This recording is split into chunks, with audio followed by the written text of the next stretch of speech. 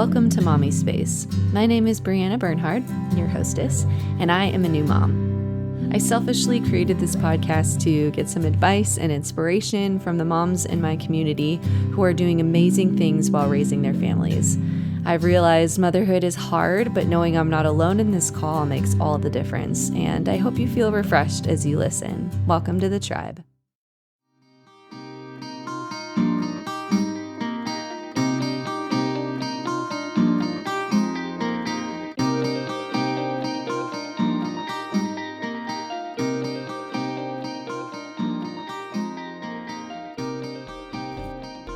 Welcome to Mommispace. This is Bree, and today I am here with the lovely Jamie Fredericks. Jamie, welcome to the show. Thank you so much for having me, Bree. Yes. I know Jamie. I've known you for a while. You have been a fellow worship leader and, well, really leader to me. I've looked up to you in many ways, and I'm very excited to talk with you today about your journey into motherhood, specifically about your adoption journey. But before we dive in, would you mind just telling the audience a little bit about yourself, where you're located, and a little bit about family life? Yes. I'm located in Corona, California, which is a little city right kind of outside of Orange County, in Southern California. And let's see here, family life for me. As you just mentioned, we have adopted. We adopted twins about a year and a half ago. They're from Ethiopia. And we have 3 biological kids. So that rounded our big total up to a 7-person family, 5 of those being kids. Yeah. That is, that's a lot for this day and age. 5 kids is a lot. Yeah. Let me see here. My kids range from ages 13 to 4. The twins are the youngest, and they're 4. Wow. That's great. Okay, so I know that, so having that huge span of ages, I like to ask kind of what's your story of your journey into motherhood. So if you want to go there as far as like you're having your kids first and then leading up to what made you guys decide to adopt, like what was that in you that wanted to do that? Because that's a huge commitment. I think a lot of us dream, at least for me, like I dream about maybe one day being able to do that, but actually doing it is a whole other like ball game. And I know you guys went through a lot in that process. So could you just share like a little bit of your journey with your biological kids and then moving into adoption? Yeah, for sure. Let's see. I was just a wee babe when I got married. I was 19 when I married my husband, and I became a mommy at 21. So I started my journey very early into motherhood, and I was raised by a stay-at-home mom, and I have 8 siblings. So I came from a very large family, and I think I just grew up kind of always knowing that being a mom was going to be part of my journey no matter what. Mm-hmm. So let's see here. I kind of had, we packed them in pretty quickly. I had my oldest, Allie, when I was 21, and then I was 23, and I had my son, Andrew. And then at 26, I had Addison, who was our youngest for 6 years. And we were done. We were like, all right, this is 3. It's beautiful. It's manageable and a little bit crazy at times, but we're good and we're fulfilled. And we actually, took some permanent steps to make sure that was going to be the case for our life. And I would say, I think Addison was about 3.5. And I started having these dreams about our current kids, our bio kids, in our home, just running through the house and playing and wrestling and giggling with these two kids that in my dream I wasn't sure what their ethnicity was, but I knew that they were darker. Wow. I knew that they had a lot more color than my current kiddos. A lot more melanin in their skin. So I was having this dream, and I didn't think much of it, honestly, initially, but it was like reoccurring for me. Wow. I didn't know that. That's so cool. Yeah. So it kept popping up, What? and like like a three times a week type deal. Yeah. So then I was finally like, okay, this is feeling like there's something on this. Yeah. So I decided to share it with my husband, and I sat down with him one night and I'm like, hey, I just need to tell you this. Like, honestly, I don't have any idea like what this means, but this is what's been going on for me. And he kind of looks at me with this blank stare, and he's like, well, what are you talking about, adoption? And I'm like, I don't know. Oh my gosh. I think it was kind of funny. It's surreal to think about, and to look back on, because I don't even think that those words came out of my mouth. They really, the idea was put in there from him. And I was just kind of like, hey, I'm just taking the first step and letting you know that like these dreams aren't going away. And so he basically said, okay, well, we've never talked about that. But I'll pray about it for sure. And he's like, it's not really like something that's, in the forefront of my mind or even necessarily on my heart, but I'll pray about it. And I think within, I don't know if it was 24 or 48 hours, but it was a very short amount of time. He went to church one morning, and for whatever reason, I wasn't with him. And he came home from church and he found me with tears in his eyes and said, I think we're supposed to pursue adoption. No way. Oh yeah. Like, oh my gosh. It was pretty surreal. I mean, it's those moments that you hear about, totally. They're so God orchestrated, but his heart was gripped, and he was all in from that point on. Wow. And I had this moment of like, where you really have to reconcile yourself. There's one thing to be like, hey, I kind of have this idea, to like, okay, like, we're all in, we're doing this. So I think that, from that moment on, we were like, all right, what does this look like? And really, we had absolutely no idea and any steps to take, and where were we supposed to start? I mean, we were just we had some friends, but not super close, that have ever walked this journey.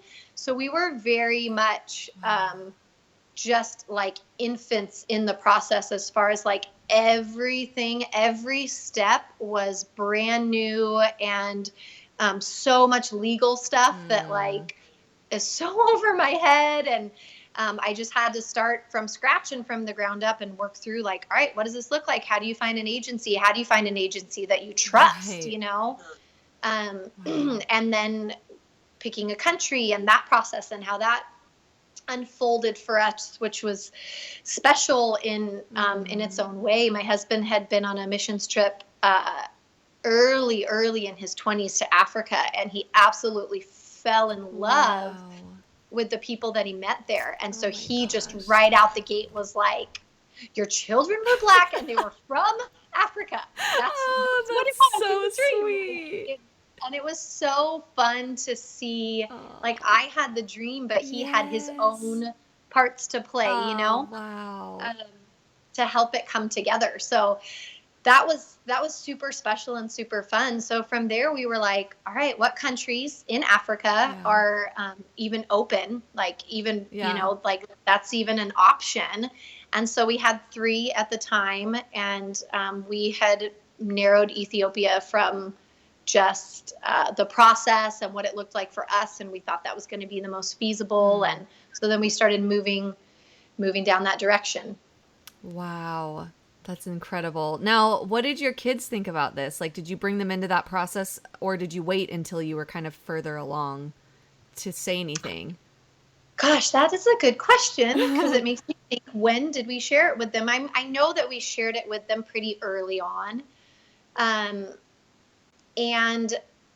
for the reality for, kids at that age, let's see, they were like 3, 6, and 8, right? So they were pretty young. So for as much as they were able to grasp, they were ecstatic through the roof, so excited. Wow. And that process was such a journey. It was a journey for all of us as a family, but such a journey for them as the little ones, because it took 2.5 years before that initial conversation to where Mickey and Diddy joined our family. So they did. I mean, remembering back to being a kid, like 2.5 years was like a lifetime. Totally. So to learn how to wait and stay expectant and stay excited, I mean, it was brutal for me. The waiting period was brutal. I can't imagine what it was like for my kids, at that point. Was it hard because you knew which kids were coming home with you? Like, how did that work? Like, I know you guys had to visit Ethiopia at one point. Like, where was that in the journey to, like, finalizing the adoption? So there is a whole lot of mess of paperwork that you have to do with adoption in general, whether it's domestic or international, but international definitely brings a different flavor to the process. So that, I mean, literally, like, the paperwork part of it took a whole year, filling forms out and then sending them off and then waiting for 3 months for that, process to come across the right person's desk and for them to sign off on it. So there was a year of a lot of waiting and a lot of paperwork. And in that time, I would say it's a little more like exciting, and when are we going to meet our kids, and how old are they going to be, and just the whole, like, there's a lot more anticipation in that phase. Once that year hit, we received our referral, and that is essentially where they send you this packet and about 3 pictures of, in our case it was 2, because we had chosen that we were going to do 2. We were going to bring 2 home. They send you a few pictures and a very brief medical history, and say, hey, you have 2 weeks, to decide, like, are these your kids? Are these not your kids? And so we went through the emotional journey of praying through that and just really seeking the Lord in that aspect of it. And, are these babies, like, do they belong in our family? Are they going to be Fredericks? And also just the logistical medical stuff, that you're encouraged to do, checking in with specialists and things like that. And that was it for us. Like, they were ours. Like, we knew they were supposed to be ours. We knew they were supposed to be in a part of our family. So once that happened, it took a whole nother year to be able to bring them home, just where that they're yours and you can't have them yet. Oh, that is brutal. And that waiting season was excruciating. It was so hard, and it was full of so many ups and downs and just emotional stresses and very, very tender moments. And it was all it was all in preparation, like, I can look back and know that it was such an important part of the journey, but it was also very, very hard and very emotional. Wow.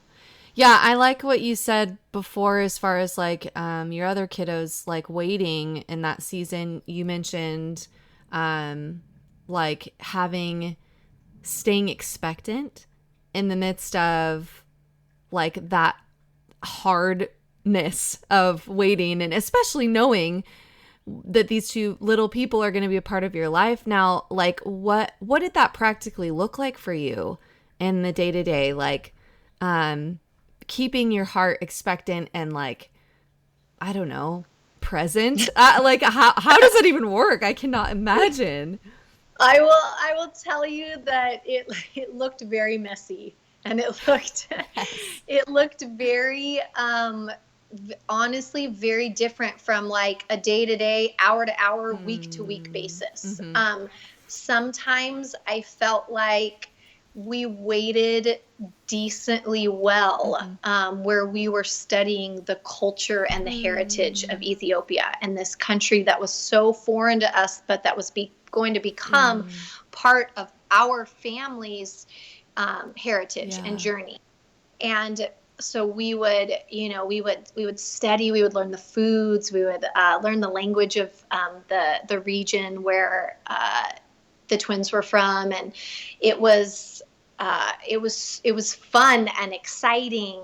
And then there were other seasons where I just wasn't patient at all, and I was frustrated, Mm. and I was angry, and I was in pain, and I essentially, I threw grown up looking tantrums.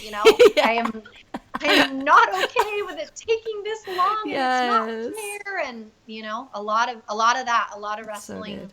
wrestling through. Wow. That's really good, and thank you for sharing that. I can't imagine. Yeah, that's so intense. Um okay, so this interview is going to look a little different than my normal ones. Just because of your situation, I'm really interested in your whole journey. But feel free to like throw in I like talking about passions in life as far as you being a mom and like what brings you joy and all that stuff. So feel free to like throw that in as I continue to ask you these questions. But I guess I'd like to talk with you. I mean, you shared a little bit before, like it's been a hard journey even having them here, which I remember them running around. I remember when you got them, and it was such a beautiful like thing to see that. But I know like they didn't even know the language, right? Like when they Yes, that is yeah. that is correct. Yeah, so I guess I'd like to hear more about like where, like catch us up on like where you're at now. So how long have you had them, and what has this transition of them becoming part of your family looked like in this season? Yeah, so let's see here. We went to Ethiopia in the summer of 2016. And we celebrated, actually, the 2 weeks that we were in country, we celebrated my husband's 40th birthday. And then right Oh, after that, the twins' third birthday. wow.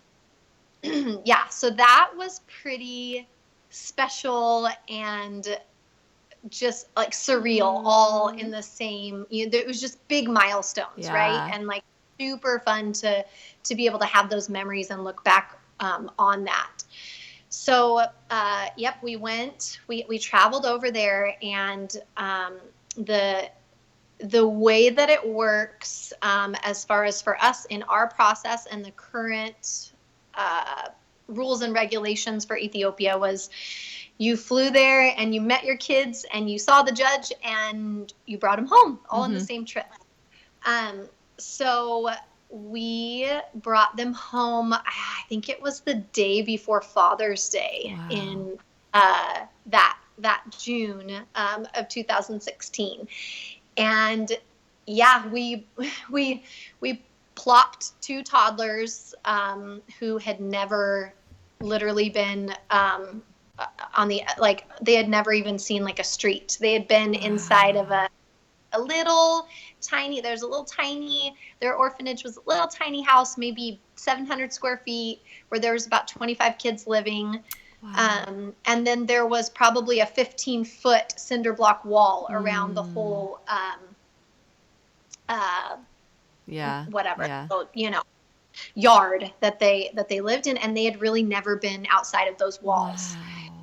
Wow. So if you can think about Mm. energetic, wild little toddlers that actually have no concept of cars Oh my or gosh. strangers, or even just the idea that's as simple of as like, okay, when we're going to cross the street, you hold mommy's hand. Mm. um Wow. that was, I mean, we're essentially starting from scratch as far as, what you teach an infant, Mm. and how that naturally progresses, with 3-year-olds, and two of them at that. Wow. Yeah. So it was a lot. It was overwhelming. And we took those two little babes, and we we plopped them on a 20-hour plane ride. That's how long it takes to Wow. get from Ethiopia to California. Oh my Um, gosh. and we were all strangers. Oh my They gosh. I didn't know them. I didn't know how to soothe them or comfort them. I didn't know what their cries meant. Wow. I didn't know when they were angry or sad or scared. Holy Uh, cow. it is it is by far the hardest thing that I've ever done in my life. 100%.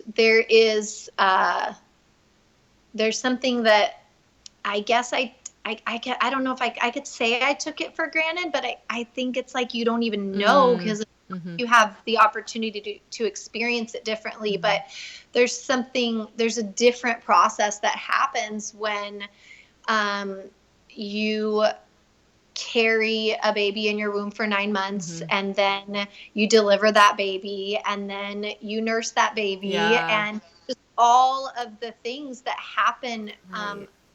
I guess, kind of naturally, that you don't even realize the Yeah. bonds and the connections and the attachments that you're making. Yeah. And that was all, had to be done in a very unique and different way, Wow. um, for them. And in all honesty, I was not prepared for it. And Yeah. Yeah. I don't How know do that you you could even? prepare Yeah. yourself for Yeah. that. Yeah, I think it would be very challenging. But I mean, I did all that I could do, and I, Yeah. read all the literature that I could. But the reality was, of it was, it kind of took my breath away. Wow. Um, and uh, and I was in it, Yeah. that was it. And I'm like, all right, well, we got to figure out like where we go from here, because Yeah. it's different and it's not what I expected, but here we go. And Yeah. so fast forward, let's see here. They came home, and there's so many things and so Yeah. many memories to uh, think back on. Our big kids embraced them beautifully. Oh, I wow. mean, we were like just overwhelmingly blessed, Mm. with how quickly Mickey and Diddy came in, and they were just open. They were Wow. open to Mike Wow. and I as parents, and they were open to Wow. Allie, Andrew, and Addie as siblings. And there was just this beautiful, beautiful connection Mm. that you don't often see Mm. in uh, adoption scenarios. So we were very blessed and very covered to have just um, a very tender, beautiful, fairly quick Mm. connection with all of us as a whole family. Wow. Wow. Um, yeah, that's amazing. That has to be like the grace of God. I cannot even fathom like how that would all look.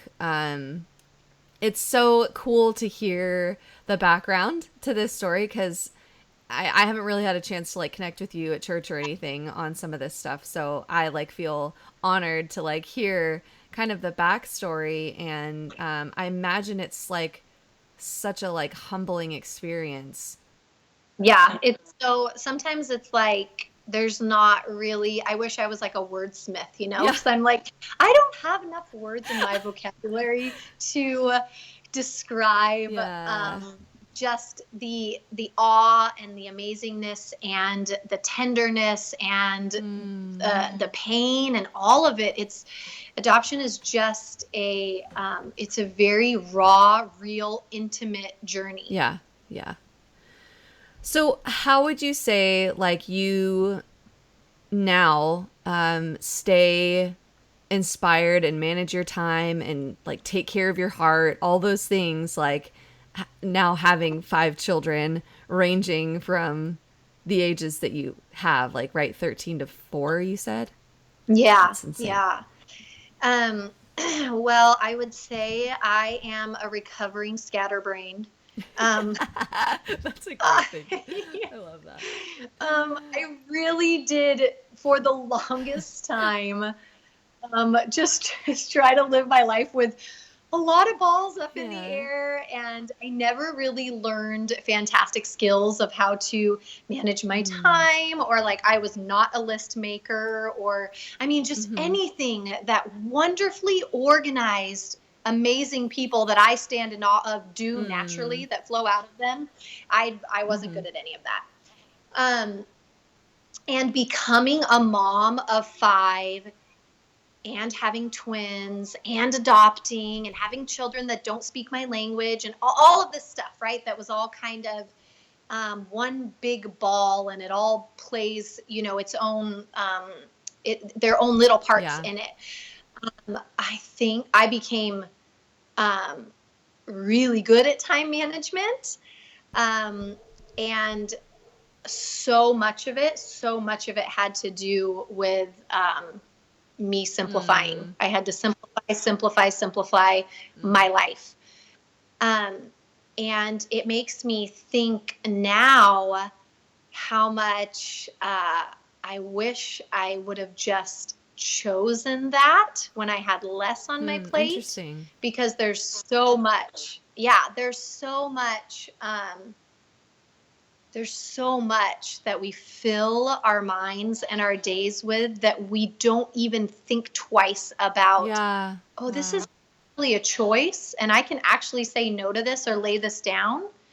And I mean, it's literally as simple as like, oh, I actually don't have to go to every single function that my kid's school is putting Yeah. on, or every single birthday party that my child is invited to. I don't have to say Mm. yes to. I don't have to fit that Wow. into family and church and sports and life and work. And I mean, oh, don't even get me started. When I had 3 kids, I thought, well, how awful of a mom am Mm. I if I can't let all 3 of them be in some type of extracurricular activity Oh at my the same gosh. time, and learn how to juggle it all. And the reality is, when I had 5, I didn't even entertain the thought that much, because I just didn't have the energy or the Yeah. space to say like, well, how could I do it all? I was just like, you know what, I Yeah. can't. So we're gonna take turns, That's guys. so Like, we're gonna good. take turns. Wow. And I think it's actually been super valuable Mm. for my kids to learn that, and to know like, hey, the world doesn't revolve around Yeah. me. Holy cow. That, yeah, totally. It seems like that just got built in. I mean, I think that's so powerful, especially in this day and age when it so easily can be like everything can revolve around you and you can have anything at a like button click, you know? Um, I think that's like so special. Now, I think this will be cool to now talk about mom guilt in regards to all of that, because I know that probably was a process for you. So, like, I guess, have you experienced mom guilt and all of that transition? And if so, like, how do you overcome it? Well, it's funny that you're asking about that, because I am currently a huge Brene Brown buff. Yes. So I've been listening to a lot of her stuff and a lot of her teachings, and I'm coming to find or to really value the difference between guilt and shame. Um, and Brene describes guilt as like she would I guess phrase it as guilt is I made a mistake and shame is I am the mistake.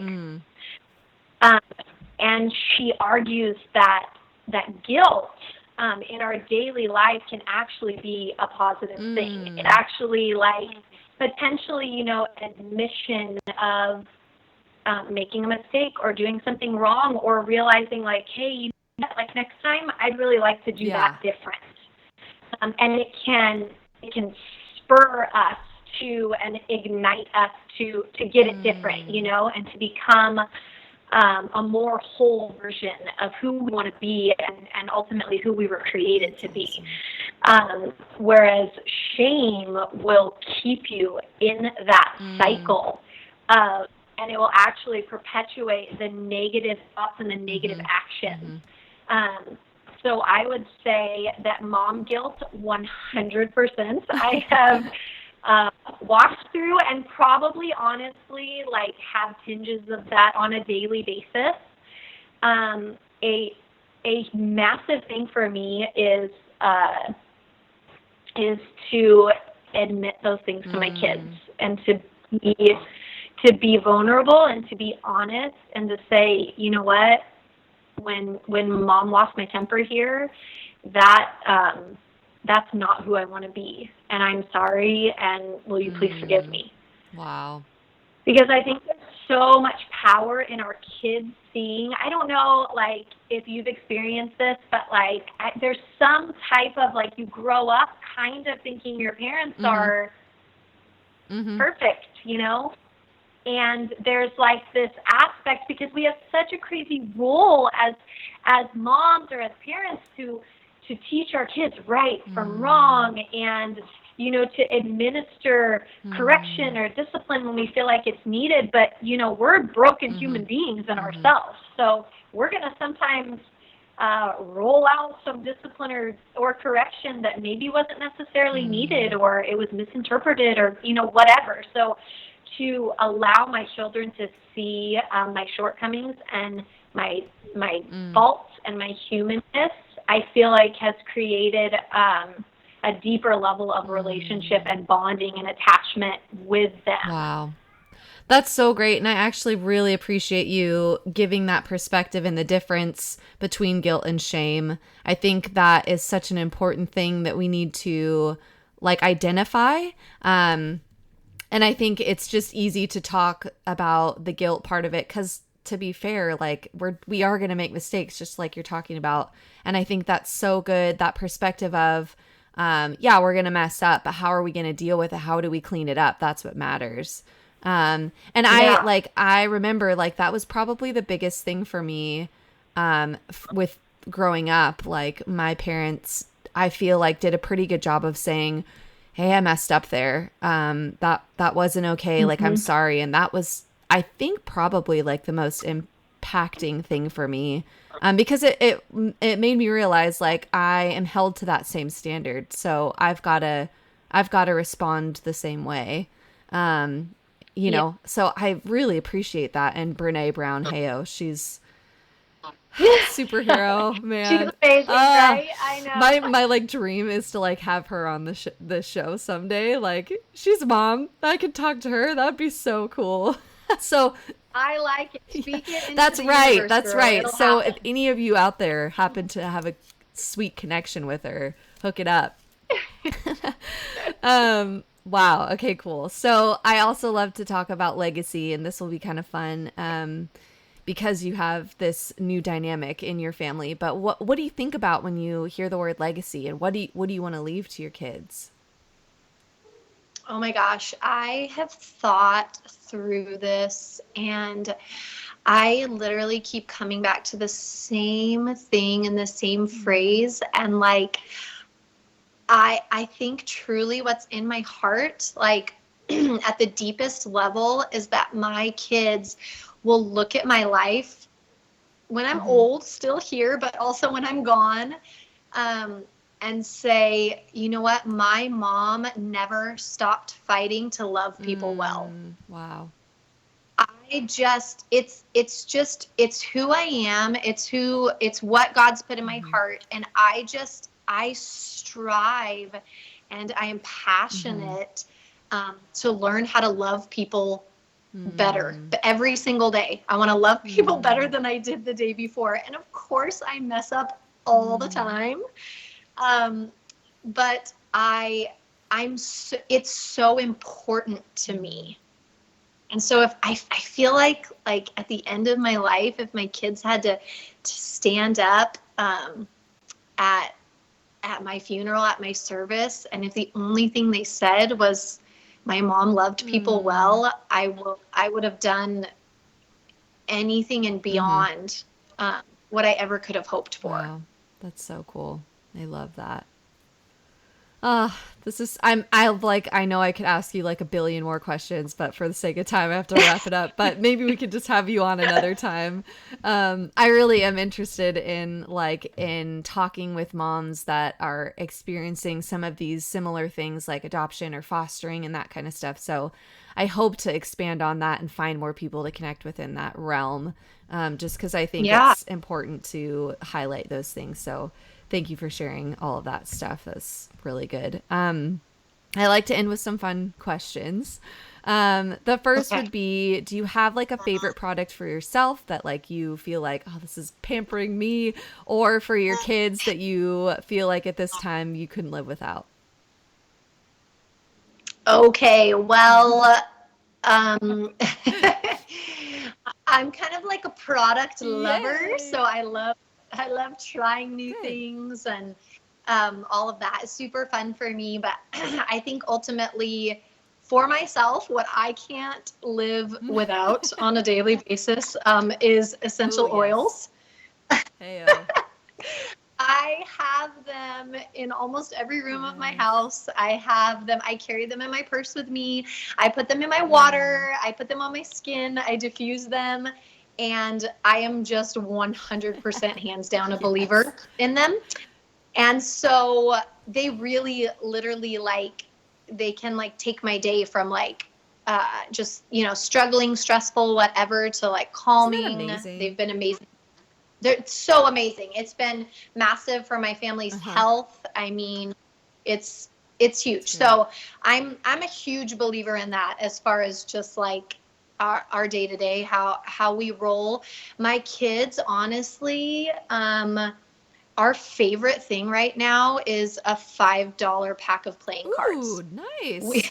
That's great. we I know I mean, it costs Yeah. absolutely nothing. You can buy it at a Yeah. drugstore. You Yeah. know what I mean? Like it's so simple and there's endless, Uh-huh. endless games that you can play. And we just are having so much fun right Oh, now. Every night, the kids cannot wait to like yay. clean up from dinner and pack their lunch for school the next day and sit down and play cards. Oh my gosh, that's so cool. Yeah, so it's been a lot of fun, like family bonding time currently Yeah. with that. That's so great. Okay, and then do you guys have a favorite holiday tradition? Okay, well, there's a lot of those too, because I love the holidays. I absolutely love them, but Yes. I think the most fun, I know that I absolutely love it, and it was really cute because this year at Christmas the kids um, actually started like saying things about it and mentioning it, but it's the simplest tiny thing. But growing up, Christmas morning, we would wake up and we would always come downstairs to like a fire in our fireplace. And I'm talking like legit fire, like Oh. not flip on the switch, that like so many Yeah. houses have nowadays. But like my Yeah. dad with like newspaper and kindling underneath, Oh getting my the fire going and then gosh. putting the big logs on, and you can hear the crackling of the Oh. wood and the smell Oh of, yeah. just the smoke and everything, like just what that brings through the house. And we have continued that on. So I kind of kick my husband out of bed Oh. when it's cold before Yeah. the kids are up in the morning. And I say, go build the fire. Make sure the fire's, ready and Oh, warm and that's crackling so when the kids come down. And sweet. it's Oh, just something that is, I again, love really that. simple, but just creates such an Yep. amazing ambiance. And it just has Oh, really yeah. warm and good memories for us. So that's kind my favorite thing. Wow. I love that. It's like so simple, but I think like we can so often take those things for granted. So I love the simplicity of that, and I think I might have to steal that one day. Oh, please do. It's so Yeah. special. It's so fun. I love like when cuz your dad plays on a worship team with me at church, and I love during the holidays he'll talk about, you guys have a huge family. Like it's Yes. insane. I've never like experienced like a big family like that, and so I love he'll like share different stories about, big family breakfast and Mhm. everybody's, in one house, and so that's Yes. really cool. Lots I of like noise, hearing. lots of love, lots of fun. Yeah. That's awesome.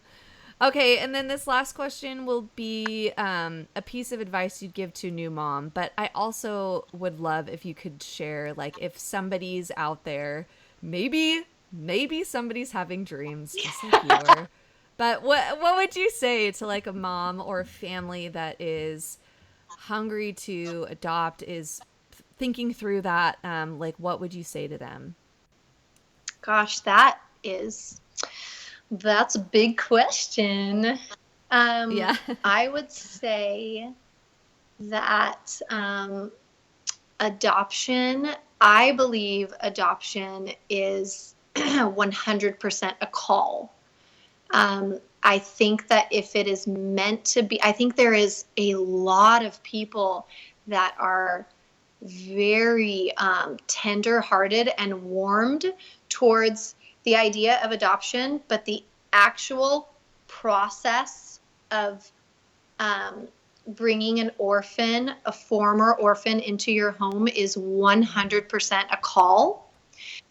And I would say that if you are hearing that and you are feeling led in that call, to jump on it, and do not be afraid of all of the obstacles and the things that are in your way.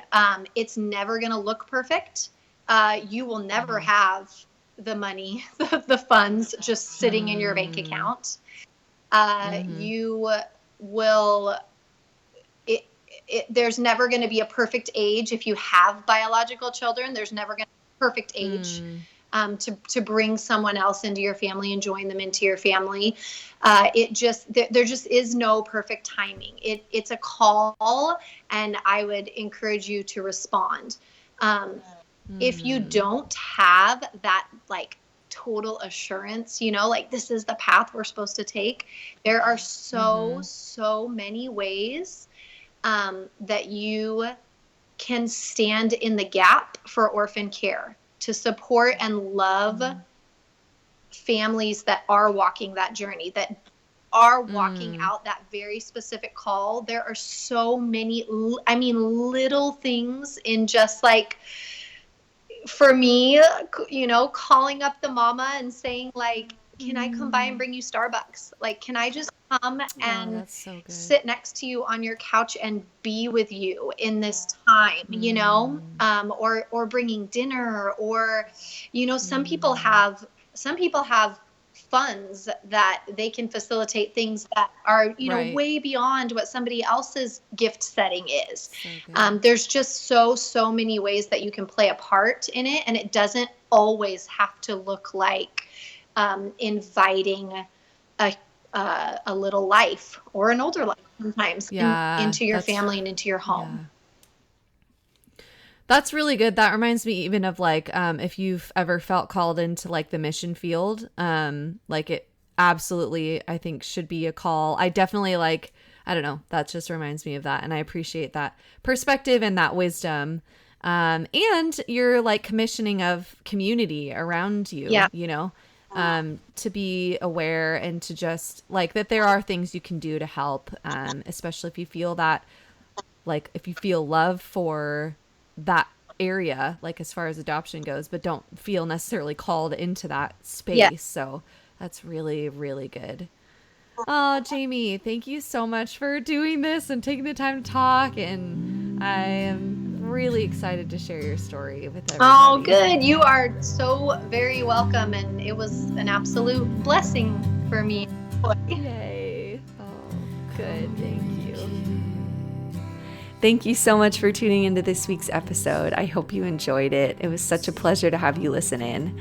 If you'd like more information about this guest and other guests, you can check that out on Facebook and Instagram at Mommispace. And you can also email me at mommispace@gmail.com if you want more details or have any questions or would just like to get in touch. I'm always looking for new connections. Also, it would mean so much if you could leave us either a rating or review or both on iTunes. This just gets the word out about the show. It's a way that we can get more connected with more mamas out there.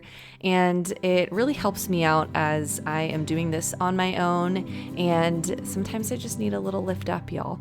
It's good to hear from you that way. Thank you so much again for tuning in. I hope you have an amazing week. Remember, you are loved, you are enough, and you are doing your very best. See you next week, Mama.